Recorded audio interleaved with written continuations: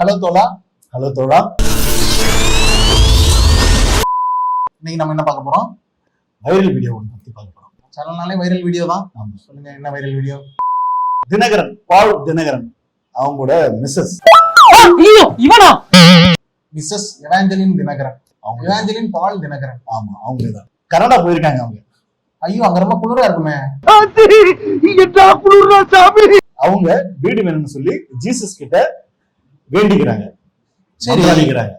So அந்த video தான் viral ஆயிட்டு இருக்கு. அன்னைக்கு ஒரு நாள் சரி, வைரலான வீடியோ செமையா இருக்கும். அந்த வீடியோ பார்ப்போம், முதல்ல பார்த்துட்டு பேசுவோம். நாங்கள் கனடா தேசத்திற்கு போன பொழுது கனடா தேசம். நாங்கள் ஒரு வீடு கூட இல்லாமல் ஒரு ஹோட்டல்ல தங்கியிருந்தோம். வெகு நாட்கள் தங்கியிருந்தோம். ரொம்ப பாவம்ல. எப்படி வீட்டை வாங்க முடியும் என்று நாங்கள் தவித்துக் கொண்டிருந்த பொழுது ஆண்டவர் வீடு கூட இல்லாம வெகு நாட்கள் இது நாட்களா 5 ஸ்டார் ஹோட்டல்ல தங்கிட்டு இருந்தாங்க. ரொம்ப கஷ்டம். நீங்க ரொம்ப ஏழைங்க. ஆமாங்க. இத வச்சிட்டு இந்த ஊர்ல எப்படித்தான் வாழ போறீங்க? நீங்க ஒரு நாள் வந்து ஹோட்டல் தங்கினாலே அதோட வாடகை, ரெண்ட், சாப்பாடு, ஃபுட் எங்கே போகும். ஆனா வெகு நாட்கள் இவங்க வந்து ஹோட்டல்ல இருந்திருக்காங்கன்னா அப்ப இவங்க எவ்வளவு மீறி பணக்காரர் வந்திருப்பாங்க, எவ்வளவு காசுகள் இருந்திருக்கும். மாப்ள ரகசியத்தை அலௌன்ஸ் பண்ணாதே, அசிங்கமா நினைப்பாங்களா இல்லையா? எனக்கு என்ன தோணுது, எவ்வளவு ஏழையா இருந்திருப்பாங்கன்னு ஆமா, தோணுது. அதை இவங்க வந்து வருத்தமா சொல்றாங்க. பாத்தீங்களா, வெகு நாட்கள் தங்கியிருந்தோம், ஒரு வந்து வீடு கூட இல்லாம அப்படின்னு ஒரு வருத்தமா அப்படின்றாங்க.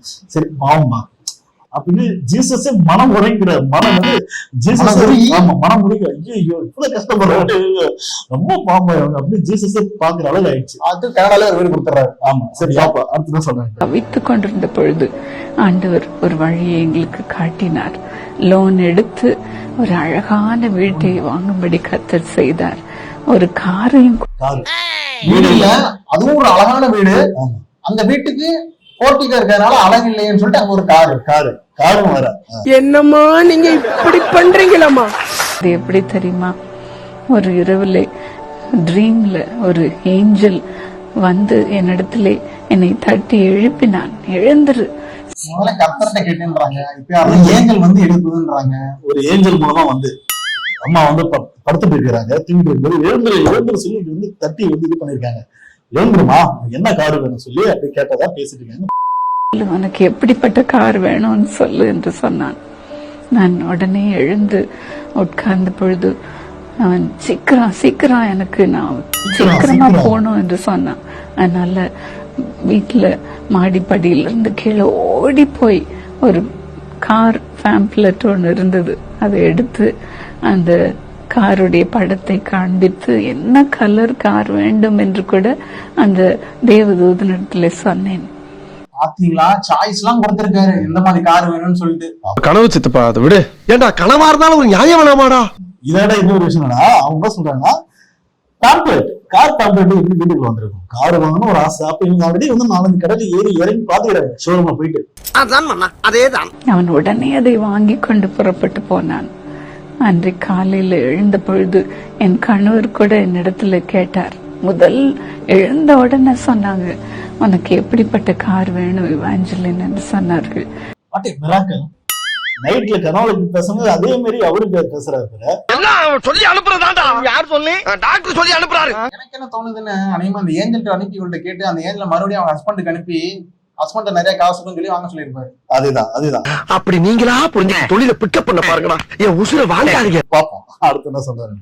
எனக்கு ஒரே ஆச்சரியம். என்ன எனக்கு ஆச்சரியம்னா தேவதூதனும் அப்படியே கேட்டானே என்று உடனே சொன்னேன், எனக்கு இப்படிப்பட்ட கார் தான் வேணும், இந்த கலர் தான் வேணும் என்று சொன்ன பொழுது என்னை உடனே அழைத்து கொண்டு போய் அதே போல கார் வாங்கி கொடுத்தார்கள். ஆம் பிரியமானவர்களே, அலசி போய் வாங்கி கொடுத்துட்டாங்க. இப்போ கார் ரெடி, வீடு ரெடி. அடுத்து என்ன?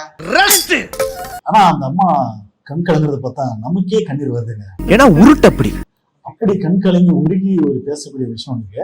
ஆனா அந்த வீடியோ பார்க்கும்போது எனக்கு வந்து விஜய் சித்து இருக்கிறார்ல, அவங்க சமீபத்துல ஒரு வீடியோ வந்து வைரல் ஆச்சு. அந்த வீடியோ ஞாபகம் வருது. சும்மா நில்றா. பொறாம புரியுது. பழச்சில பொறாமலாம் பண்ணல. இந்த மணியை வச்சிருக்கீல்ல, மாலை, அந்த மாலை வச்சிருக்கீல்ல, இந்த மாலையை செஞ்சு தராங்கல்ல, அவங்க எவ்வளவு மாலை செஞ்சிருப்பாங்க. அப்பனா அதை வச்சு அவங்களே பாசிட்டிவாவும் பணத்தையும் சம்பாதிச்சிருக்க முடியாது. இந்த ராசிக்கல் போடுறாங்கல்ல, அதை வச்சு அவங்க பெருசா பணக்காரனா இருக்க முடியாது. வாஸ்து மீன் வளர்க்குறானுங்க, அதை வச்சு இனப்பெருக்கம் பண்ணி நிறைய மீன் வச்சு அவன் பெரிய பணக்காரனா இருக்க முடியாது. ஏன் ஆகல? ஏன்னா இதுக்கெல்லாம் உழைக்கணும்டா. சும்மா இதெல்லாம் வாங்கி கழுத்துல போட்டா இருக்க முடியாது. முட்டு போய் வண்டியில ஏறா. இதெல்லாம் தெரியல மாட்டேன்.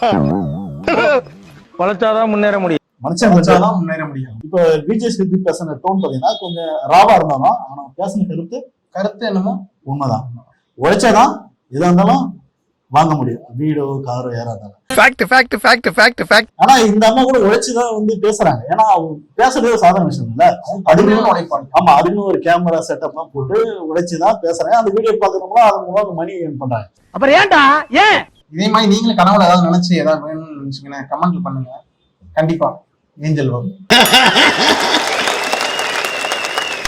வாய்ப்பில்லை ராஜா, வாய்ப்பு கிடையாது. இது மாதிரியான வைரல் வீடியோஸை பத்தி நீங்க தெரிஞ்சுக்கணும் அப்படின்னா ஹலோ தோழாக்கு சப்ஸ்கிரைப் பண்ணுங்க, எங்க சேனலை லைக் பண்ணுங்க, மறக்காம ஷேர் பண்ணுங்க.